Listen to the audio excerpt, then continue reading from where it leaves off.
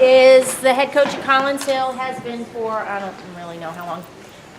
He and Angela, not together, but they coached our national tournament team. You've done it twice? Yes, ma'am. Angela did it once, twice? Twice. And he's going to talk about offensive philosophy. So have fun with that. I appreciate everybody sticking around. You know, that was the first thing I was happy about when I saw the list and the time. I was like, great, I'm at 3:30. Nobody will be there. I was like, that'll be great. So then I looked and I said, okay, I have to go after Jay and Angela. Better. Nobody knows who I am. They'll leave after those two. Okay. But no, my name is Travis Pearre. I'm the head coach at Collins Hill High School, girls lacrosse. I have been the head coach there since its inception, which was in 2008. And obviously, I never played girls lacrosse, and I didn't even play boys lacrosse.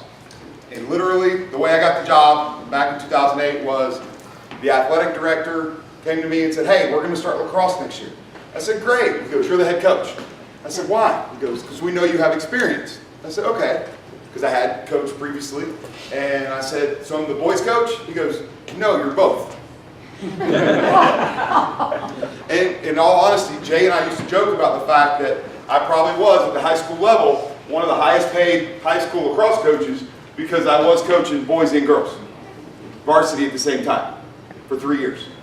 Okay? And then my wife looked at me. We have a 7-year-old now. My son at the time had finally gotten to 3, and she said, you got to give one of them up. And I said, okay. It was very easy for me. Okay? My background is football. That's where I was. Obviously, lacrosse wasn't here in Georgia as dominant when I was here. My background is football, but when it came to choosing which one I wanted to stay with, which sport, okay, for me, it was no doubt, it was the girls' game, which is really odd. But to me, the thing I like so much about this game, okay, especially the girls' side, is that there's a lot more strategy. I've found, especially over the last several years. Okay, early on, especially on the guy side has a lot of technique, and there's a lot to it. But at times, it gets very physical, and sometimes let's just play a game. Okay, let's catch, throw, let's move the ball. It's much more fluid. Okay, when the ball's moving through the air and you don't have somebody barreling down on you trying to take your head off. Okay, because my first game as a boys coach back in 2001, literally I looked up, they faced off, I looked up, and the next thing I know, one of the attackmen, I believe for Roswell at the time, was going down because one of my defenders had just taken him out. This is back when you could actually hit them, and it's the only time I've ever seen it. And I've coached football, and I've been involved in sports for all my life, but it's the only time I've ever seen a kid physically get up, okay, and where his knees were almost like jelly. Okay, it scared me at that point. And it was one of those things, and we're in such a society now with emphasis on concussions and things like that. You know, that was kind of one of the, it was an eye-opening experience back then. And it's been 15 years now. Okay?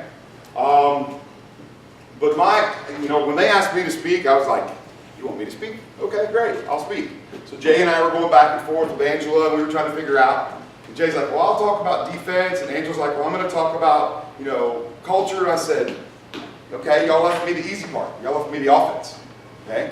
Because that's the one thing that's so great about the girls' game, okay, especially, is that it's an offensive game. Right? There's a 3-second rule for defenders. They can't stand in the middle of the cage. They're really not sliding. There's no contact. There's all kinds of opportunities to score. And I started thinking about it, and I've probably known for 6 weeks or so that this is what I was going to talk about. And it's every time I try to put something together, and every time I try to come up with what I wanted to talk about, I get stuck. How do you address playing offense? Because there's so much more involved. Okay? It's not just about putting the ball in the net. Although, we would argue, and a lot of people do, that that's kind of the basic. So here we go. Okay? So just kind of a philosophy, as I just said. Basics of offense, put the ball in the goal. Okay? Y'all have to forgive me as a teacher. Okay? I pace a lot. So if I'm moving around, and I get in your way and you're trying to copy something or take a picture, just raise your hand and tell me to move. That's what my kids do all the time. Okay? But philosophy-wise, you know, the basics of offense, it's the same. Okay? You try to put the ball in the back of the net. Okay? So, but when you're talking about offense, you have to think about, well, what kind of philosophy do you have? Okay? You know, are you going to run up and down the field? Do you have all kinds of, do you have athletes all in the building, okay, that you can pull from, that can catch and throw, and you can move the ball up and down the field and go from draw to goal in 3 or 4 seconds? Because if you do, great, congratulations. Hey, I don't.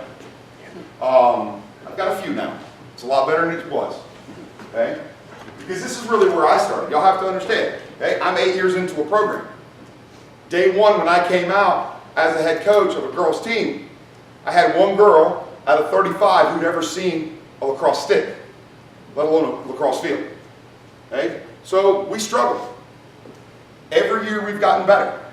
Okay? We went from 0-12 when we were getting annihilated by, this was back before they divided everything up by areas, and we were getting annihilated by Wesleyans, Chattahoochees, GACs at the time.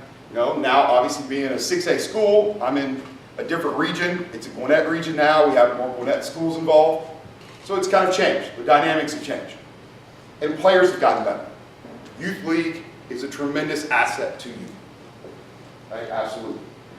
So when you're talking about philosophy, you have to kind of think about, well, are you going to run set plays?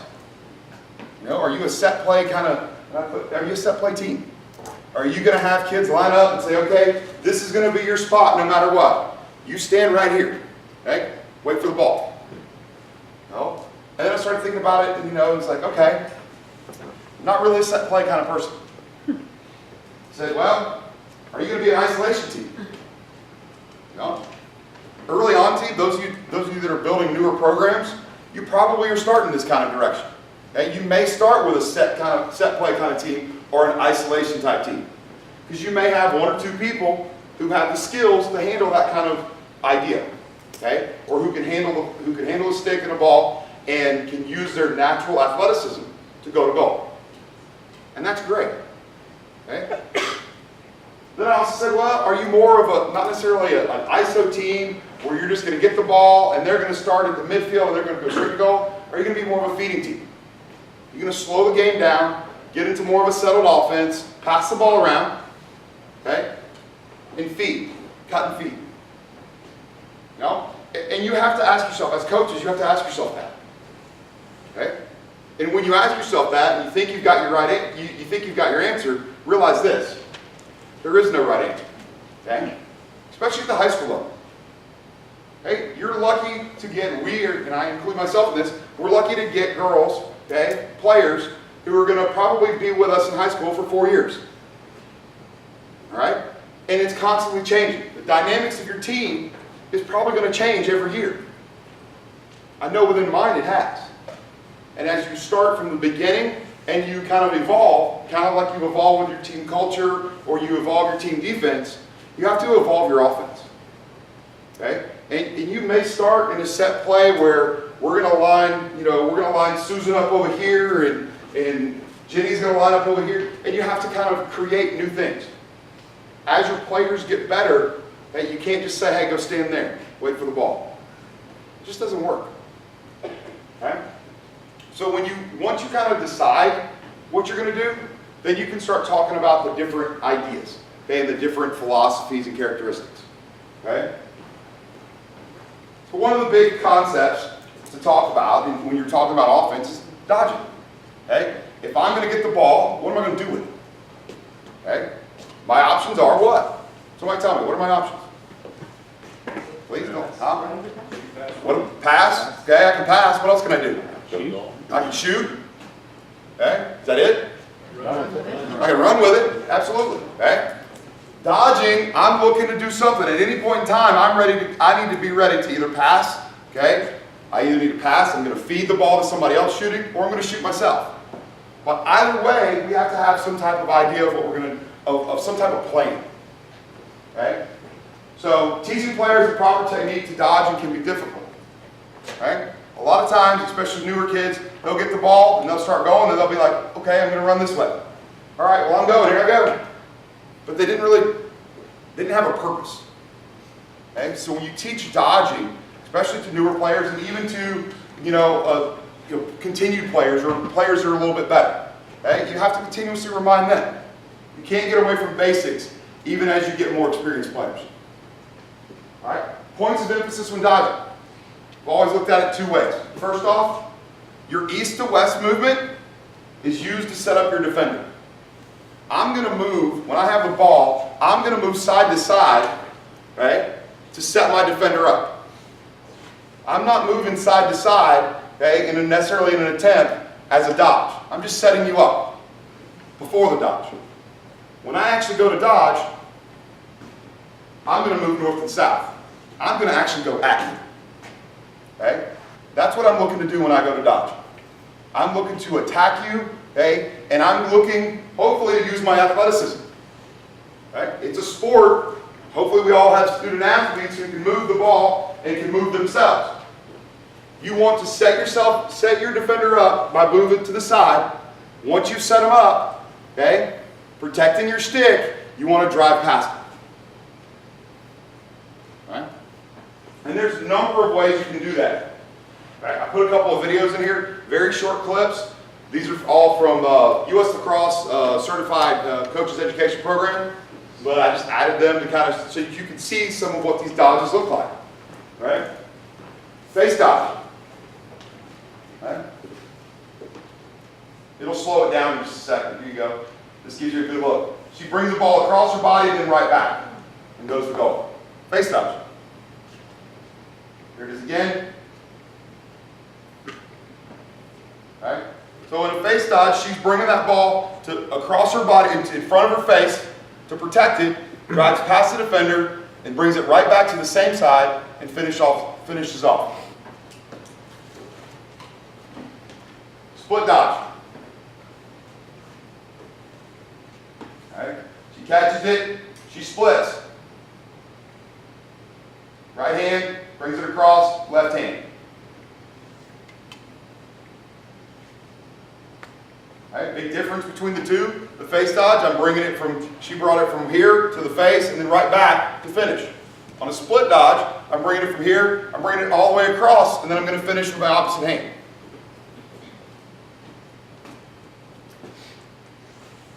Probably one of my favorite ones. I've got a senior this year who's committed to Kennesaw State, and I personally think she has one of the nicest rocker dodges that I've seen. Okay, and going to some of these competitions and traveling to some of these national tournaments and going to some travel teams and events over the summer, I've seen some really amazing athletes. I'm a little biased, I would say, yes, but I think one of my players has a very good rocker dodge. But this is an example of a rocker dodge.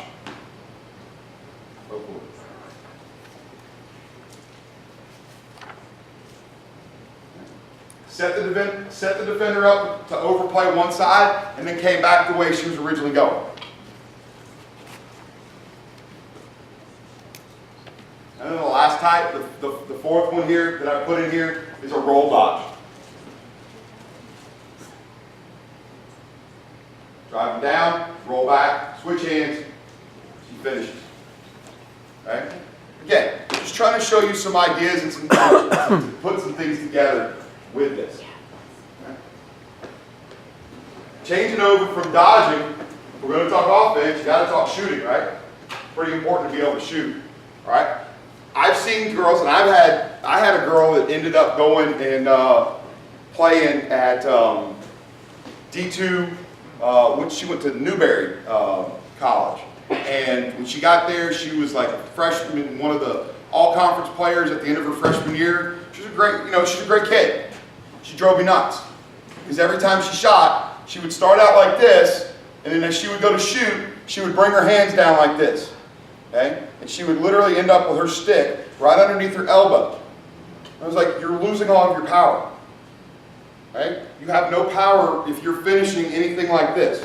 Okay? It really looked awkward too. I was like, does that feel good? And she goes, yeah, it's fine. I go, doesn't look like it. And she goes, okay. So I continued to work with her. Finally, I think she, you know, when she got to college, she started listening to her college coach. She finally improved that. You know, I don't take offense to it. You know, I'm your coach. I'm gonna try to help you out. If you don't want to listen, hey, all the power to you. Hopefully somebody someday will change your mind. All right. So one of the things that I really emphasize when I'm teaching shooting is I'm a real big emphasis that it's kind of a couple of steps into it. Okay. One of the big things that I like, I'm left-handed, so y'all forgive me. This probably looks normal to you, or since y'all are facing me, it looks right-handed. I'm just lefty. I can go righty occasionally, but not. It's really ugly. Okay. But if I'm shooting, hey, I'm using my bottom hand to pull across my body, and I'm using my top hand to snap my wrist. But I'm not going to finish in here. Okay. This is really awkward as well. Okay. And my foot's pointing over there, which maybe, hopefully, I'll throw the ball to Mandy instead of actually hitting the goal. Okay. Mandy. Hopefully she's looking so she would see it. But I'm going to point my front shoulder, okay, towards if I'm shooting, I'm going to point my front shoulder towards the goal, okay, hopefully point my foot that way too. But I've always taught this, and this is something, okay, this is something that I was taught at one of the Jacksonville camps that Angela talked about. There's he used to coach at Stanford, he was at Jacksonville, and he's been a couple other places. His name is Adam Norton. We sat up one morning until probably about 3 o'clock in the morning, and we should have been sleeping, talking lacrosse. And one of the things he really said is, you know, you really got to get girls, okay, to understand that when they go to shoot, that all their power is not in their hands and their arms. All their power is in their waist. Okay? So one of the things you can really do to emphasize that is tell them they have $50 in their back pocket that they get to go shopping with as long as it stays there. And I said, okay. And I'm going, what does that have to do with shooting? And he goes, think this through. And I go, okay. So he stands there and he goes, watch. When I shoot and follow through, I take my bottom hand and I cover up my back pocket. Nobody can take my money now. And I said, makes sense. So now all the time when I'm sitting there, I go, look, you got money. You're going, my kids are, you know, if it's Monday, they want to go to Moe's. Any other day of the week, it's Chick-fil-A. Okay, so my kids are all about both of those two places. And I said, hey, look, that's your lunch money or your dinner money right there. Protect it. And they go, okay. So they'll stand there and we'll get them to step, point their elbow, shoulder, okay, protect their back pocket. Okay? If I can get them to do that, they've started the process. And they were like, Coach, it feels really awkward. I said, yeah, because you've been doing this, where you're keeping your elbow in and you're doing this number. I said, this is really awkward. Okay? So then they'll stand up, they'll get their arms away from their body, and they'll finish and follow through. And when they do, they're like, wow, that was pretty cool. It is. I said, you really want to emphasize working on your waist and making that turn? I said, do it from a knee. And they go, what? I said, get down on your knees. So they literally, we will get on the 8, we'll get down, they'll put their front leg out like this, and we'll do this. And you can do this one of two ways. You can have them put a ball in their stick, you can have them hold it up, and just have them do this, okay, where they're finishing on the other side. It is the most unnatural looking thing you will see ever, okay? But if you let them do that, let them take about 20 shots that way. And watch how, then have them progression, stand up, then do it. It's amazing how the mechanics completely change, right? So you can do that. And the other way to do this, if you don't want them to hold the ball, have a teammate. Have them hold that stick back. The teammate puts the ball on the stick, okay? You blow a whistle, everybody shoots. But the emphasis is always getting that backhand back behind. The more you do that kind of thing, okay, then you bring it up, you get them up here, you're standing still again this time. They're doing this, boom, they're doing that. Then you have them catch a pass. Now all of a sudden it's motion, okay? Here you go, ball, boom, and then they're finishing through. It's amazing how going through that simple progression, okay, will get players to realize and recognize and fine-tune some things, right? I watched the team, I'm not going to tell you who it is, okay, during warm-ups last year and the year before, last 2 years. Okay? every shot they took during the warm-ups and every shot they took in a game, their top elbow was next to their body. Okay? This is how they shot, every shot. In warm-ups and then during the game. They weren't very successful. They had no power. Okay? And it's not necessarily all about power. Okay? But if I'm taking a shot from the 8 meter, which we end up taking a lot of 8 meter shots, okay? Especially if you play us, we have a real bad habit of 3 seconds. Okay? I think that's what Angela did to us the entire playoff game a couple years ago when we were at Centennial, right? I think you took like 12, 14 8 meter shots because we couldn't get out of the 8 meter. 3 seconds. I told them, time out. 3 seconds. 1, 2, 3. And they go, okay. 1, 2, 3, 4, 5. No, 3. So, lesson learned. My kids learned a valuable lesson. I do too. Okay? But the point of it is, okay, whether you're going to use it for getting inside the 8 meter and it becomes now, even if you're inside and they go to this concept we call little hands, where you choke up on the bottom and you're in tight space, okay, and it becomes now about accuracy, about hitting the top corner or faking a goalie and then going backside, or you drive across, you turn and you shoot. Whatever the technique is, if your kids get used to working the mechanics from the basic, it's not exciting practice to get down on the knee and start shooting, but it's amazing how much going from that standpoint will develop their game. And that's what it's about, my opinion. I love wins and losses. I am competitive as anybody. You go 0-12, you learn a lot. Okay? You think you know some stuff, you get better. Okay? Then you start teaching your son how to play the game, and you go 1-9 with your son's team, you learn even more, especially about how to be humble. All right? That's one thing that's been really tough. Luckily, he doesn't care about wins and losses. I just go, did you have a good time? He goes, what's for snack? So, all right. So, just kind of going back to this. Big thing here, body position for a good shooter. You should start your shot from a perpendicular position. Right? I always say, I don't want to be square to the goal when I shoot. Okay? When I start my shot, I don't want to be this way. Because I have nothing, I have no type of, really, if I get a feed right here, there's not a whole lot I can do. Not a lot of faking or anything I can do. I can go up and hopefully go down. It's not a boy stick that has a really big bagged out pocket. Okay? So I need to kind of turn my body and use my hips, my legs, everything I've got to make sure I'm putting the ball in the right spot. So that's why I always teach my kids to turn your body when you catch, turn, okay, perpendicular to the goal. As you shoot, you should open your hip up, finish facing, okay, as the ball lets go, then you finish off with your stick shoulder facing the goal. And my kids seem to have picked up on that. Okay? Not that I taught her how to do this, but I do have another senior who's going to LaSalle next year, who in the last 2 years I think she had 107 goals last year. The year before she had, I think she had 98 the year before. She got mad. She goes, I was 2 goals short. I said, I'm sorry. I said, we still had a pretty good season. She goes, yeah, we did. I was like, okay, you'll be fine. You'll get it next year. So she was all about beating her brother. So, competition. It's a good thing. All right, overhand versus sidearm.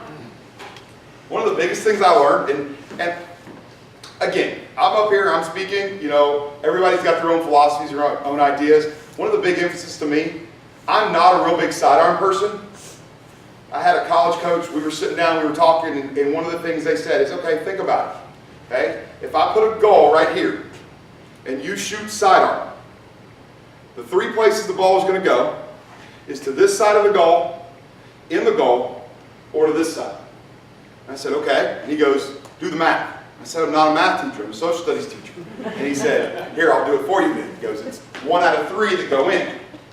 And I said, okay, so 33%. He goes, yeah, good job. And I said, thank you. So then he said, now think about it, if you go from over the top, he goes, where's it going to go? I said, well, more likely it's going to go over the goal because I have no aim. And he said, okay. He goes, where else? And I said, if I get really lucky, it goes in the goal. And he said, okay, where else? And I said, well, if I really mess up everything bad, it's going to hit the ground. He goes, well, if it hits the ground, where's it going to go? He said, probably in the goal. I was like, oh, okay. So that means that if I go high, it goes over. So that's a miss. I can go in, or I can bounce shot it, and have a likelihood of it going in? And he goes, yeah. And he goes, what's the math on that? And I go, and it took me a while. And I went, oh, 2 out of 3. And he goes, yeah. So is 1 out of 3 better than 2 out of 3? And I go, no. And he goes, exactly. He goes, that's why you really should emphasize teaching, especially newer players, okay? Get the form down first of going overhand, because the overhand shot, okay, and learning that technique will help them develop. As they become more developed and as the players become better, then if you want to start adding in, you know, the 3/4 shot or the sidearm or even coming with a riser shot, okay, then you can add those things in. Go behind the back, you know, around the world, whatever, you know, all the other stuff, okay? But you've got to learn the basics, and you've got to grasp and really learn how to control the basics before you can do the rest of it. So that's really been something that we've emphasized. And I've got a lot of kids that want to come in here and they want to shoot like this, and I go, no, overhand. They go, why? And I go through the whole spiel with them, do the math. They go, Coach, we're not good at math. We're in tutoring. That's why we're late to practice. And I said, that's okay. Okay, it's basic math. I said, you don't even need your calculator. And they're like, okay. So that works as well. I really do have smart kids on my team, I promise. All right. All right, shooting drills. Okay? Everybody knows a shooting shuttle. It's a really basic one, but I felt like it was basic. I throw it in here. You partner up 2 people. You can go at the top of the. You can go to the top of the 12. You can go elbow and elbow. Okay? Basically, everybody has the ball except the first person. And it really just becomes, I'm going to pass. Okay? They're going to go shoot. Then that person in that line is going to pass to me, and then I'm going to shoot. And you just keep going through. Just a really basic. Okay? As a beginner program, that's where you want to start. Start that simple. Just have them hit the cage. Okay? As you get better, develop players, start making it a little tougher on them. Okay? Tell them, put a trash can in the middle. Okay? Everybody likes these goal things you put the shot blockers and everything like that, with the Hector, the rejector, and those types of things. Okay? Yeah, they're great. They start to sag down, and then it creates all kinds of little cheat spots. Okay? What we emphasize is we put a big garbage can in the middle of the goal. Say, don't hit it. If you hit it, you run. Okay? Because what I'm trying to get them to do, and the logic in my mind when I'm shooting, okay, is that it's going to go right inside the pipe. If it doesn't go inside the pipe, it's going to hit the pipe. Well, what happens if it hits the pipe? Bounces back out. Hopefully, I get a rebound and I get a cheat goal. Okay? So that's a positive either way. Either one of those, the other team didn't get it. The goalie didn't make a clean save. The third option is, so what happens if I shoot at the side, it doesn't go in the goal, it doesn't hit the pipe, but it goes out the sideline? Well, I better have a low attackman back behind the cage to back it up. Then it's still my ball. And I'm playing make it, take it. And I'm keeping the ball. You don't have the ball. Okay? And I'm probably, because I have so many friends that are coaches and stuff, I'll look over and talk to coaches in the middle of the game. Okay? And I'll just look at them and go, I'm keeping the ball. And they'll look at me and laugh. No, it's okay. All right, I'm keeping the ball. My crease roll and feed, I enjoy doing that one because I've found as we kind of developed, as our team has developed, that defensively, a lot of teams get frustrated with the crease roll. Okay? A lot of teams either do a really good job of defending it or they don't do a good job of defending it. So I was trying to come up with a drill that I could get my kids involved in shooting. So this is what I came up with on my crease roll. I have to draw it up here. All right, so I go 4 lines. So I go lines, all 4 right there. And basically what I'm going to do is it's a feed and a crease roll. And then the kids move and they rotate all the different lines. So we'll start with the ball. So this will be my X1 line, X2, X3, X4. Usually what I do is I start the ball at X4. Okay? And immediately what they'll do is they will feed to X2 who's cutting in for a shot. All right? So then X2 is going to shoot. X4 immediately, they're going to follow that shot. They take one more step up and they immediately drop step and they crease roll the cage. Okay? So they drive the cage and they come back around this way. And what they're looking for is a feed from high to low. They're looking for a feed from up top to there to finish off. And I don't care how they finish off, okay? I've had them finish off with, you come around, it's a left-handed crease roll, you've got to catch, shoot, okay? I've got a couple that like to come around just to kind of, they have the ability and I trust them to do this, okay? I'll let them come around and I'll let them do a rocker dodge really quick. And I tell them if they drop the ball, they owe me a lap at the end of practice, okay? Because you're killing my drills. So once this one feeds this one, he feeds X4. X4 shoots, she's out of the drill. Okay, immediately X3 feeds up top to X1. Okay, X1 drive, she shoots. X3 crease rolls. X2 feeds, shot, and we go back over. Okay? And we just keep going through that until we run out of balls, and then we have to get them out of the goal. I would tell you to do this without a goalie because there's so many shots going on so fast, okay, that the goalie doesn't have enough time to really get set, and it's not fair. And if you have goalies like mine, they'll start sitting there and they'll go, "Coach, I can't go anymore. You got to find somebody else." I'm like, "You're the only goalie I have. Sorry." And they're like, "Okay." And I was like, "Just go get some water. You're okay for right now. All right, just go relax. Okay, you've done your job." So that's the crease roll and feed drill that I do. And we'll do that. I've done that as part of my pregame warm-up before. I've done that as part of just kind of, the emotion and the energy seems a little flat in practice. All right, let's go. Crease roll, feed drill down here. Just to kind of pick them back up. Every player that I know, except defenders sometimes, likes to shoot. Okay? For some reason, I have defenders that do not like to shoot on the goal. I'm like, why? They go, because I'm not very good. I go, don't think of it as you shooting on a goal. Think of it as you making a pass at the goal. And they go, oh, okay, I can do that. Then we're okay. All right? So that's crease roll and feed. So then I go from crease roll and feed, I'll go to a 5-line shooting. And this one you can make as basic as you want or as complex. So I'll go to 5 lines. I'll go elbows, top, center, and each side. So we'll go X1, X2, X3, 4, and 5. If y'all have questions while I'm going through these, please ask. Okay? So what we'll do is we'll start with the ball at X1. X1 will make a quick pass to X2, cut to the goal. It's a give and go. Okay? So that's the first shot. So then X1 is shot, they rotate out. X2 then immediately cuts the cage, cuts across the 8 meter, takes a feed from X3. Okay? Looks to drive. And here, what I told them, a lot of times what I like them to do, because you're coming across the cage this way, you're coming across the 8 this way, you're going to have to type plant and roll back inside, or roll back to the outside. All right? So I've had them do that. I've had the players do that. Once X2 makes that shot, X3 is driving this way. They're getting a feed from X5. Okay, X5 feeds them. They shoot. If you're a higher level program, make X3 when they come across here, make this a behind the back shot. Okay? It's fun, it's kind of crazy and silly in practice. Don't be afraid of it. Because all of a sudden they're going to come around and they're just going to go, boop, like that, right behind. And if they make it, they're all happy and they're energetic and everybody else is happy and they're laughing at them. And if they miss, you say, hey, you can't try it, you